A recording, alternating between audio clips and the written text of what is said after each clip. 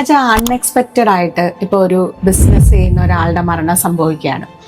അപ്പോൾ അവർക്ക് അതുവരെ ഉണ്ടായിരുന്ന ലയബിലിറ്റീസ്, അത് ചിലപ്പോൾ ഒരു ബാങ്ക് ലോൺ ആവാം, അല്ലെങ്കിൽ ഏതെങ്കിലും സപ്ലയർക്ക് കൊടുക്കാനുള്ള പൈസ ആവാം. അപ്പോൾ ഇതൊക്കെ തന്നെ പെട്ടെന്ന് പിന്നീട് ആ ഫാമിലിയുടെ ഒരു റെസ്പോൺസിബിലിറ്റി ആയിട്ട് മാറുകയാണ് അല്ലേ?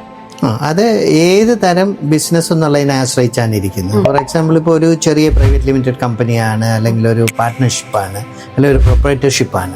ഇങ്ങനെയുള്ള ഒരു സാഹചര്യത്തിൽ ബിസിനസ് ചെയ്യുന്ന ആളിന് മരണം സംഭവിച്ചു കഴിഞ്ഞാൽ നാച്ചുറലി അതിൻ്റെ റെസ്പോൺസിബിലിറ്റി വരുന്നത് ലീഗൽ ഹയേഴ്സ്, അത് നിയമപരമായിട്ടുള്ള ആരാണ് ലീഗൽ ഹയേഴ്സ്, അത് മിക്കവാറും ഫാമിലി മെമ്പർ ആയിരിക്കും. അവരുടെ റെസ്പോൺസിബിലിറ്റി ആയിട്ട് തന്നെയായിരിക്കും മാറുന്നത്. അപ്പോൾ ഇത്തരത്തിൽ വരുന്ന ഈ റിസ്കുകൾ അല്ലെങ്കിൽ ഈ ലയബിലിറ്റീസ് ഒക്കെ ആ ഫാമിലിക്ക് എങ്ങനെ ഓവർകം ചെയ്യാൻ പറ്റും?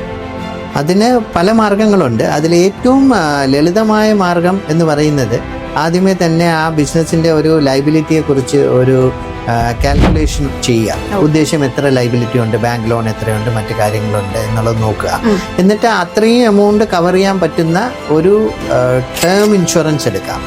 ടേം ഇൻഷുറൻസ് അല്ലെങ്കിൽ വേറൊരെണ്ണം പറയുന്നത് കീമാൻ ഇൻഷുറൻസ് എന്ന് പറയും. അപ്പോൾ ഈ തരം ഇൻഷുറൻസുകൾ എടുക്കുകയാണെങ്കിൽ അവിചാരിതമായിട്ട് ബിസിനസ് ഉടമയ്ക്ക് മരണം സംഭവിച്ചാൽ ആ കിട്ടുന്ന തുക ഉപയോഗിച്ച് ഫാമിലിക്ക് ഈ തരം ലയബിലിറ്റി സ്ക്വയർ ഓഫ് ചെയ്യാൻ പറ്റും.